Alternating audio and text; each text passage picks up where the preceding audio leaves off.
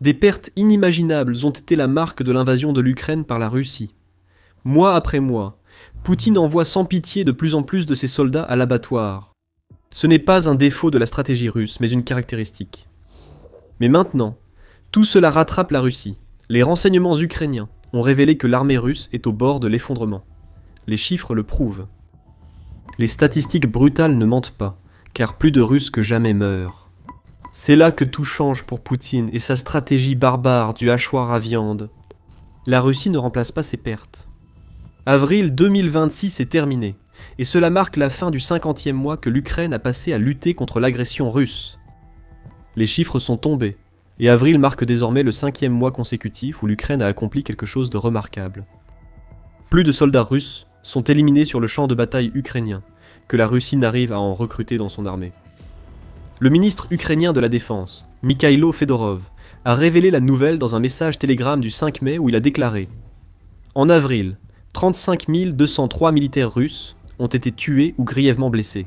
Toutes les défaites sont confirmées par vidéo. » Ainsi, pour le 5e mois d'affilée, la Russie perd plus qu'elle ne mobilise et s'étouffe peu à peu sous ses pertes. Cela correspond à peu près au nombre de soldats que la Russie a perdu en mars, lorsque l'Ukraine a réussi à battre son record de pertes en éliminant 35 351 soldats. Il convient également de noter que le mois de mars compte un jour de plus que le mois d'avril.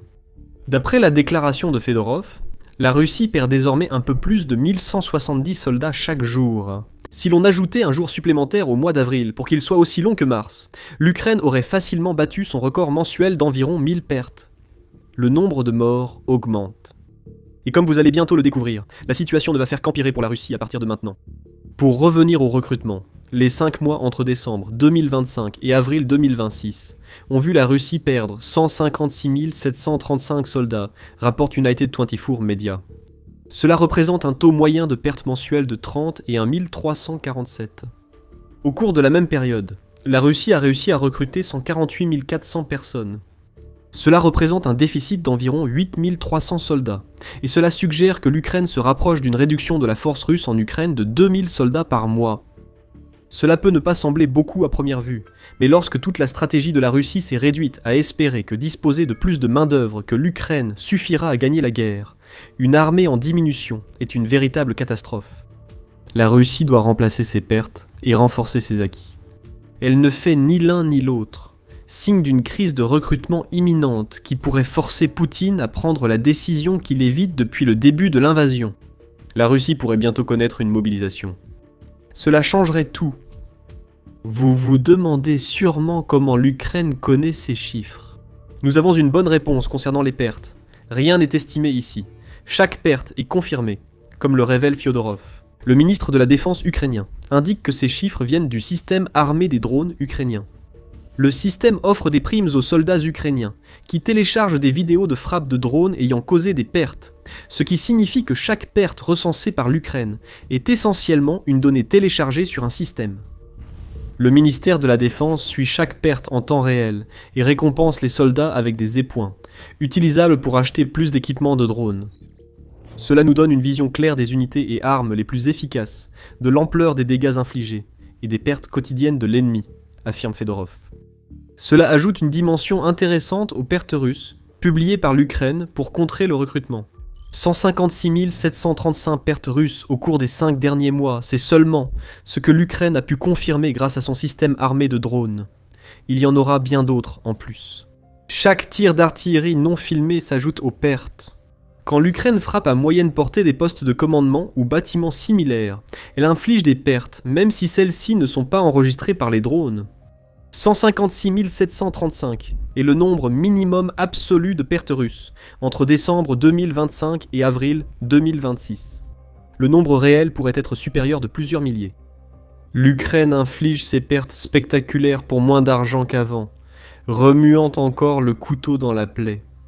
Le commandant des forces de système sans pilote des forces armées ukrainiennes, Robert Brovdi, a réitéré l'affirmation de Fedorov, mais il apporte également un éclairage intéressant sur le rôle que jouent les USF dans l'augmentation du nombre de pertes infligées par l'Ukraine. Selon Brovdi, les USF étaient responsables de la frappe contre 10 581 soldats russes en avril. C'est déjà intéressant, car cela indique qu'environ 2/3 des pertes du système Army of Drones viennent des soldats réguliers au sol. Ces troupes, extérieures aux USF, utilisent des drones contre la Russie. Mais en s'en tenant aux chiffres des USF, Brovdi dit que les USF parviennent à infliger des pertes à un coût de seulement 882 $ par soldat russe. C'est minime. La Russie verse à ses soldats plus que cela pour un mois de combat en Ukraine. Brovdi affirme que troquer les ressources ennemies contre le plastique et le métal d'un drone est l'un des meilleurs rapports d'échange de la guerre moderne. Il est difficile de le contredire. Un simple drone de quelques centaines de dollars peut désormais coûter à la Russie un soldat, tout son équipement et l'argent investi pour l'envoyer au front. Dans une guerre qui est de plus en plus décidée par l'économie du champ de bataille, ce type de retour sur investissement change la donne. Et comme nous l'avons dit plus tôt dans la vidéo, cela ne fera qu'empirer pour la Russie. Voici comment.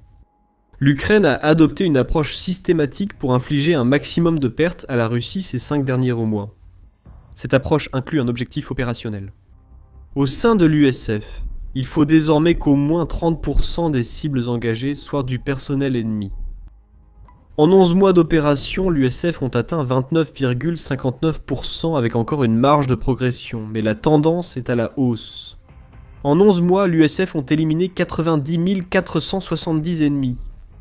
En avril, l'USF ont éliminé environ 10 500 soldats, montrant une hausse mensuelle. La Russie pourrait bientôt subir des pertes encore plus élevées, car il reste une grande marge de progression. Un autre objectif majeur de l'Ukraine est le seuil de 50 000 pertes par mois fixé par Fedorov à son arrivée comme ministre de la Défense en janvier. La logique de Fedorov ici est simple. Si la Russie perd 50 000 soldats par mois, elle ne pourra pas maintenir son invasion. En ce moment, ce maintien vacille en raison du recrutement défaillant. Comme avec la référence de l'USF, l'objectif des 50 000 montre qu'il reste une marge de progression. Il faudrait encore 18 000 pertes mensuelles pour atteindre l'objectif de Fedorov, ce qui paraît un seuil très élevé, mais ce n'est pas le cas. Et voici pourquoi. Au cours des 5 derniers mois, nous avons vu la Russie subir un nombre record de pertes pour des gains de plus en plus faibles. À tel point qu'en avril, la Russie a enregistré sa première perte territoriale nette depuis août 2024. Cela s'explique principalement par le terrain ukrainien, actuellement défavorable à l'avancée des forces. Un hiver glacial a laissé place à un début de printemps humide et boueux, ce qui ralentit l'offensive russe et enlise ses soldats. En d'autres termes, l'Ukraine inflige déjà des pertes massives à une force russe, qui n'attaque pas autant qu'elle le fera à partir de mai et pendant l'été. La stratégie de Poutine repose entièrement sur la chair à canon. Envoyez autant de chair à canon que possible pour s'écraser contre les défenses ukrainiennes, et peut-être que vous gagnerez. Quand le terrain sera solide en été, Poutine misera sur cette stratégie. Plus de soldats russes attaqueront, et les drones ukrainiens en élimineront encore plus qu'actuellement. Avec les frappes ukrainiennes à moyenne portée, un été désastreux s'annonce pour l'armée russe. Selon Euromaiden Press, il y a eu une forte augmentation des frappes ukrainiennes dans la fourchette de 20 à 150 km, soit environ 12 à 90 miles en avril. L'Ukraine a réalisé 2 fois plus de ce type de frappe en avril qu'en mars, et 4 fois plus qu'en février. La nature systématique de l'approche d'usure de l'Ukraine se manifeste encore. Chaque frappe à moyenne portée détruit un poste de commandement, un centre logistique, un dépôt ou d'autres cibles soutenant les soldats russes en première ligne. Sans ce soutien, ces soldats deviennent vulnérables, entraînant plus de pertes. Pendant ce temps, la Russie peine à gérer la crise de recrutement évoquée plus tôt. Poutine n'arrive tout simplement pas à convaincre assez de personnes de signer des contrats pour aller mourir dans sa guerre, et cela le rend désespéré. La Russie s'emballe dans son recrutement, ce qui révèle un problème plus grave derrière les chiffres impressionnants des pertes infligées par l'Ukraine. Mais avant d'en arriver là, voici The Military Show, et nous vous apportons toute la vérité qui se cache derrière les gros titres. Si vous n'êtes pas abonné, appuyez pour garder une longueur d'avance. Abordons le recrutement russe, qui ne se déroule pas très bien. Dans un rapport du 13 avril, Militani a révélé que le recrutement russe pour le premier trimestre 2026 avait chuté de 20% par rapport à la même période en 2025. L'année dernière, la Russie recrutait entre 1000 et 1200 soldats par jour, ce qui était peut-être juste suffisant pour compenser les pertes qu'elle subit actuellement en Ukraine. Avançons jusqu'en 2026, et le recrutement quotidien est tombé à environ 800, c'est pourquoi nous commençons à constater le déficit signalé par l'Ukraine. Cela arrive même si les incitations financières à l'engagement augmentent. Militani dit que le gouvernement fédéral russe offre désormais une prime à la signature de 400 000 roubles, soit environ 5 300 $ de base. Cette prime est souvent renforcée par les autorités régionales qui offrent encore plus d'argent pour s'engager, ce qui signifie que le volontaire russe moyen reçoit désormais 1,47 million de roubles, soit plus de 19 600 $ rien que pour signer son nom sur la ligne pointillée. La pression pour atteindre les quotas pousse les gouvernements régionaux à consacrer en moyenne 4% de leur budget au recrutement de soldats. Dans certaines régions, ces dépenses y atteignent jusqu'à 10%, soit autant d'argent prélevé sur des budgets censés servir à maintenir et améliorer le niveau de vie de la population russe. Force News indique que la Russie offre aussi des compensations très généreuses comme incitation supplémentaire. Les blessés en Ukraine peuvent toucher 36 000 $ si leur blessure est jugée suffisamment grave. Cet argent doit être versé à la famille des soldats en cas de décès au combat. Malgré d'importantes incitations financières jugées parfois insoutenables, la Russie ne parvient toujours pas à recruter assez de soldats pour compenser les pertes causées par l'Ukraine. Et cela empire. D'autres pays cherchent désormais à entraver le recrutement militaire russe. Le 5 mai, le Moscow Times a rapporté que le Royaume-Uni avait lancé une nouvelle série de sanctions visant principalement des individus et des entités impliqués dans l'aide à la Russie pour faire passer des migrants vulnérables dans l'armée russe. Le Royaume-Uni affirme qu'il existe un réseau barbare que la Russie utilise pour inciter les migrants à devenir de la chair à canon pour Poutine. La citoyenneté russe et la promesse d'un salaire élevé servent souvent d'appât ici. Et cela signifie que la Russie peut en quelque sorte compenser son déficit de recrutement national, en trompant essentiellement des personnes venues de l'étranger, pour les faire combattre dans une guerre qui ne les concerne pas. Si d'autres nations, en particulier les États-Unis et les membres de l'Union européenne, imposent des sanctions similaires, une autre voie de recrutement pour la Russie sera coupée, et les problèmes très évidents que nous voyons déjà s'aggraveront. Les chiffres ne jouent tout simplement plus en faveur de la Russie. Mais le vrai problème pour Poutine, c'est que le déficit de recrutement de la Russie le pousse à prendre des mesures encore plus désespérées. Arrêtons-nous un moment sur les recrues migrantes. Le 29 avril, le Kiev Independent a rapporté que les renseignements ukrainiens avaient dévoilé un plan russe pour intégrer rapidement des milliers de combattants étrangers dans l'armée russe en 2026. L'objectif serait apparemment de faire s'engager 18 500 migrants, ce qui représente environ la moitié des pertes mensuelles de soldats russes au rythme actuel. L'Ukraine a également identifié 27 407 ressortissants étrangers combattant dans l'armée russe au 30 mars. C'est en hausse par rapport à environ 18 000 en novembre 2025, et cela nous montre pourquoi le Royaume-Uni a mis en place les sanctions qu'il vient d'adopter. Poutine recrute des combattants étrangers pour compléter ses effectifs. Le simple fait qu'il les utilise montre son désespoir. Peu importe que la plupart de ces soi-disant soldats se fassent piéger pour rejoindre l'armée russe. La plupart ne parleront pas russe, n'auront pas de vraie formation, et ne comprendront pas leurs ordres, les rendant inefficaces au front. Poutine ne cherche pas de talents ici, il prend tout ce qu'il peut, car sa priorité est de garantir l'arrivée continue de chair à canon. La répression des réseaux russes de recrutement à l'étranger va étouffer cette manœuvre désespérée. Mais Poutine multiplie les tentatives de la dernière chance dans ses efforts pour sortir la Russie de sa crise de recrutement. Nous avons évoqué les sommes d'argent absurdes proposées aux recrues potentielles. Désormais, Poutine cible deux groupes que la Russie ne peut se permettre de perdre. La jeunesse et ceux qui travaillent tentent de soutenir une économie déjà en train de s'effondrer par la guerre de Poutine. Le ministre russe de la Science et de l'Enseignement supérieur, Valery Falkov, a demandé aux universités que au moins 2% de leurs étudiants signent des contrats avec le ministère de la Défense, selon la Pravda. Au moins 44 000 étudiants universitaires partiraient chaque année en Ukraine si Falkov obtenait gain de cause. Ce chiffre atteindrait 76 000 si le décret couvrait aussi d'autres établissements d'enseignement supérieur hors université. Pire que cette tentative de convaincre la jeunesse russe de mourir pour Poutine, c'est la pression constante exercée sur elle. Radio Free Europe, Radio Liberty, a rapporté en février que les étudiants en difficulté de la Haute École d'économie de Russie se voient offrir un choix déchirant, être expulsés ou signer un contrat avec le ministère de la Défense. D'autres universités suivent le mouvement, certaines ayant réduit leur délai de grâce pour les devoirs non rendus à seulement 2 semaines, avec les mêmes conditions. L'étudiant est expulsé s'il ne respecte pas le délai de 2 semaines. Ils peuvent aussi rejoindre le ministère de la Défense et poursuivre leurs études dans une organisation qui les impliquera forcément dans la guerre en Ukraine. Poutine a fait des établissements d'enseignement russes une filière pour fournir davantage de chair à canon. Il essaie de faire la même chose avec les entreprises russes. À Ryazan, le gouverneur régional a donné un ordre intéressant aux entreprises locales. Selon le Moscow Times, l'ordre stipule que les entreprises comptant jusqu'à 300 employés doivent désigner 2 candidats pour signer un contrat avec l'armée russe. Ce nombre passe à 5 candidats si l'entreprise compte 500 employés ou plus. Et il ne s'agit pas forcément uniquement des entreprises qui sont visées.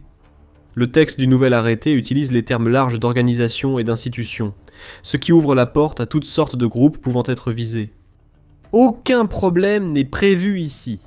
Les propriétaires d'entreprises n'enverront pas leurs employés mourir pour régler des comptes, et Ryazan n'affaiblira pas lentement les entreprises en difficulté de cette manière. Sarcasme mis à part, c'est insensé. C'est presque aussi désespéré que le fait que la Russie recrute des ivrognes dans son armée, selon une enquête de Radio Free Europe Radio Liberty, publiée le 2 avril. Il raconte l'histoire de Yegor Spinich, réveillé après une nuit d'alcool dans ce qu'il croyait être un centre de désintoxication. En réalité, c'était un bureau de recrutement militaire, où il avait été envoyé après son arrestation par la police. La signature de Spinich était sur les papiers d'engagement et il partait pour l'Ukraine. Cette astuce devient de plus en plus courante en Russie. On en arrive à un point où un Russe ne peut même plus profiter de quelques verres de vodka sans être enrôlé de force dans la guerre diabolique de Poutine. Nous pensons que les personnes ivres dans les rues ne sont pas les meilleurs candidats pour devenir soldats. Et pourtant, peu importe le nombre de stratagèmes ridicules que la Russie invente pour recruter de nouveaux soldats, rien ne change ce simple fait. Ce n'est pas suffisant. Vladimir Poutine, président russe, assiste en direct à l'effondrement total de l'armée et sait qu'il n'a qu'une seule option pour stopper l'hémorragie. La mobilisation se rapproche du peuple russe. Des signes montrent déjà cette évolution. Le 20 février, Euronews a indiqué que le Kremlin comptait instaurer une conscription limitée pour mobiliser les réservistes et renforcer les troupes en Ukraine.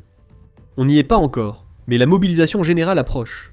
Et Poutine sait qu'après 4 ans de guerre prévue pour durer quelques jours, son peuple commence à perdre patience. Si la mobilisation commence, Poutine pourrait faire face à une révolte, ce que recherche l'Ukraine. Les porte-paroles de Poutine préparent déjà le terrain pour ce que la Russie va devoir faire.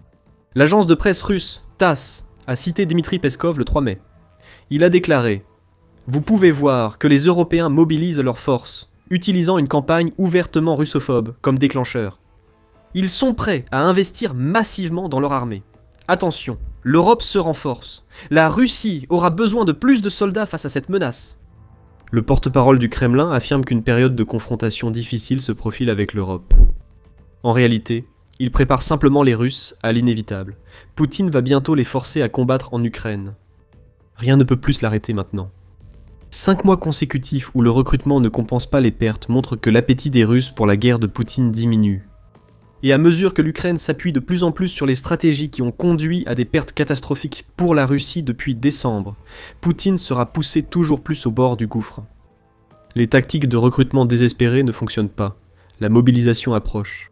Et même s'il ne le voit pas encore, la Russie a déjà perdu la guerre, et cette dernière manœuvre frénétique sera la fin de Poutine. Ceux que la Russie parvient encore à recruter ne vivent pas longtemps. Quelque chose tue 90% des soldats russes avant même qu'ils n'atteignent la ligne de front. Et tout cela peut se résumer en 2 mots. Zone létale. Vous souhaitez en savoir plus ? Regardez notre vidéo pour découvrir comment l'Ukraine a inversé la guerre d'usure russe et atteint les taux de perte observés en 2026. Si vous aimez cette vidéo, abonnez-vous à The Military Show où nous analysons la guerre en Ukraine en chiffres. Merci de nous avoir suivis.